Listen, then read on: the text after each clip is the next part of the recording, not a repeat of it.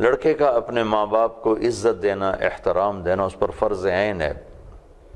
نماز پڑھتے ہوئے ماں بلائے تو نماز توڑ دینے کا حکم، نفل نماز، سنت نفل، ماں بلائے نماز توڑ دو۔ لیکن اگر یہی ماں باپ بیوی اور خاوند کے تعلق کو خراب کرنے لگ جائیں تو پھر یہ سامنے کھڑا ہو جائے۔ کھڑا ہونے کا مطلب ہے کہ اپنی بیوی کی حفاظت کرے، بدتمیز نہ ہو، بے ادب نہ ہو، گستاخ نہ ہو، کہ والدین زیادتی بھی کریں تو ان کے سامنے بولنے کا حکم نہیں۔ وَإِن ظَلَمَاكَ، وہ ظلم بھی کریں تو ان کے سامنے بولنے کا حکم نہیں ہے۔ اس رشتے کو باقی رکھنے کے لیے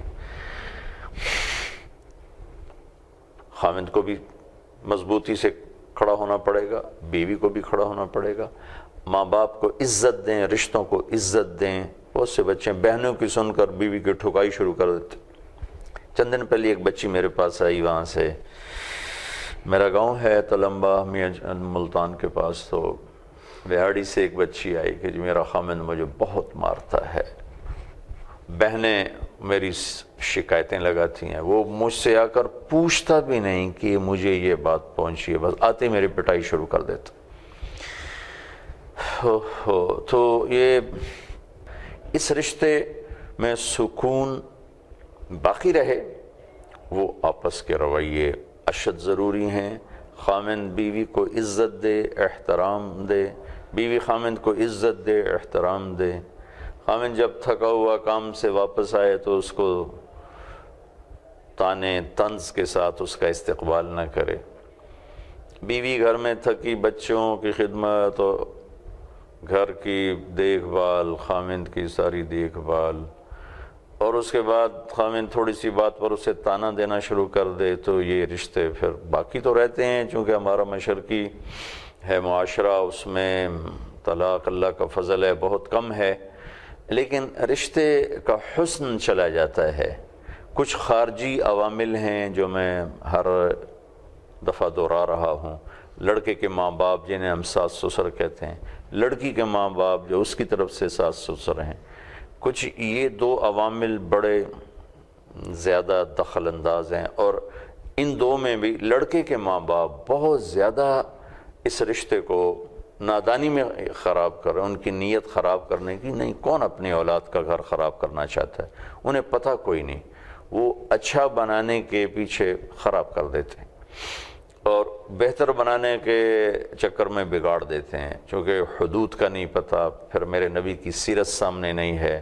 میں اب سب سننے والوں سے کہوں گا، میرے نبی گھر میں کیسے تھے، آپ نے اپنے گھر میں کیسے زندگی گزاری، اسے ضرور پڑھیں۔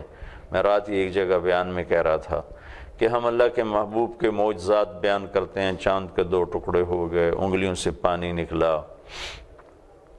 اور درختوں نے سلام کیا، اونٹوں نے سجدے کیے، اور تو اتنی 2 بڑی جلدوں میں کتاب علامہ سیوطی نے لکھی آپ کے معجزات کی، میں نے اشارتاً عرض کر دیا۔ لیکن میں آپ سے اپنی دل کی کہتا ہوں کہ میرے نبی کا سب سے بڑا معجزہ آپ کے عالی اخلاق ہیں، جس پر اللہ بھی تعریف کرنے پر آ گئے۔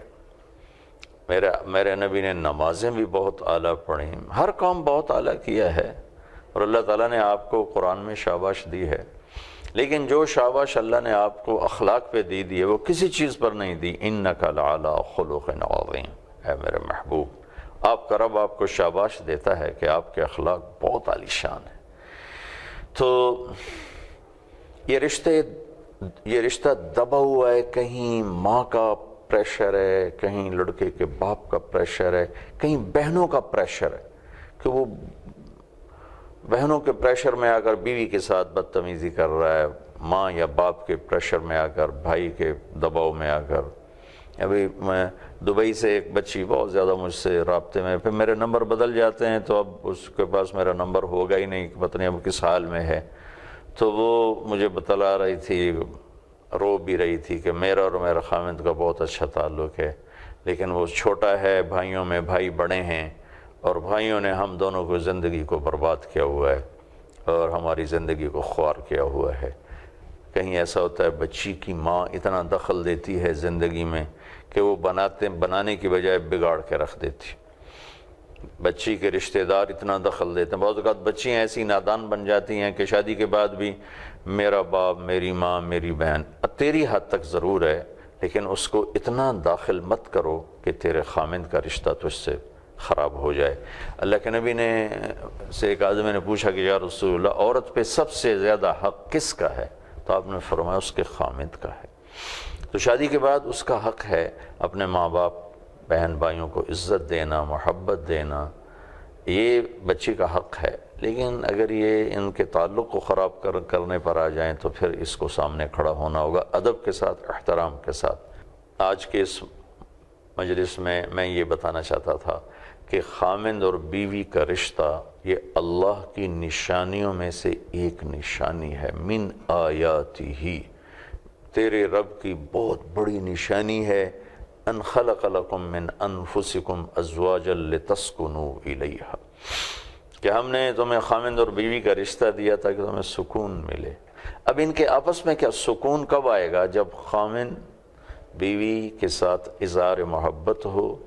ہمارے ہاں تھوڑا سا کوئی بیوی سے تعلق ہو جائے تو اوپر والے مار دیں، یہ تو رن مرید ہوگا، یہ تو زن مرید ہوگا، یہ تو کمرے سے نکلتا ہی نہیں ہے، اس کو تو کوئی اور سوچتا ہی نہیں ہے. ایسے بولنے والے بہت نادان ہیں، بہت نادان ہیں، بہت نادان ہیں.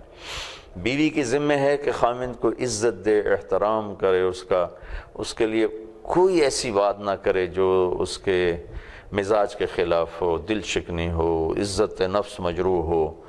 تو پھر یہ سکون بھی باقی رہے گا، محبت بھی باقی رہے گی. کچھ تو یہ خارجی عوامل ہیں جو اس رشتے کو توڑ رہے ہیں، کچھ ان میاں خامند بیوی کے اپنے اندر کی وہ نافہمی ہے، نہ سمجھی ہے کہ یہ ایک دوسرے کو وہ عزت اور احترام نہیں دیتے جس کا اللہ تعالیٰ نے، اللہ کے محبوب نے حکم دیا، مطالبہ کیا. تو وہ یعنی بیوی اگر نفل روزہ رکھنا چاہے تو خامند سے پوچھ کر رکھے. اگر خامند کہے آپ نے نہیں رکھنا تو بیوی کو حکم ہے کہ روزہ چھوڑ دے. رابعہ بصری رحمۃ اللہ علیہ رات کو روزانہ نفل پڑھتی تھیں ساری رات، تو غسل فرماتی اور خوشبو لگاتی، پھر اس کے بعد اپنے خامند سے پوچھتی آپ کو میری ضرورت ہے؟ اگر وہ کہتے نہیں، پھر کہتی مجھے اجازت ہے میں اپنے اللہ سے بات کر لوں. اگر وہ ان کے خامند کہتے اجازت ہے تو پھر مصلی پہ کھڑی ہو جاتی تھی. تو نفل پڑھنے میں بھی آپ دیکھیں وہ اپنے خامند سے پوچھ رہی ہیں. تو آج میں 1300 سال کے بعد ان کی کہانی آپ کو سنا رہا ہوں کہ کس مقام کی وہ خاتون تھیں، کس درجے کی وہ خاتون تھیں.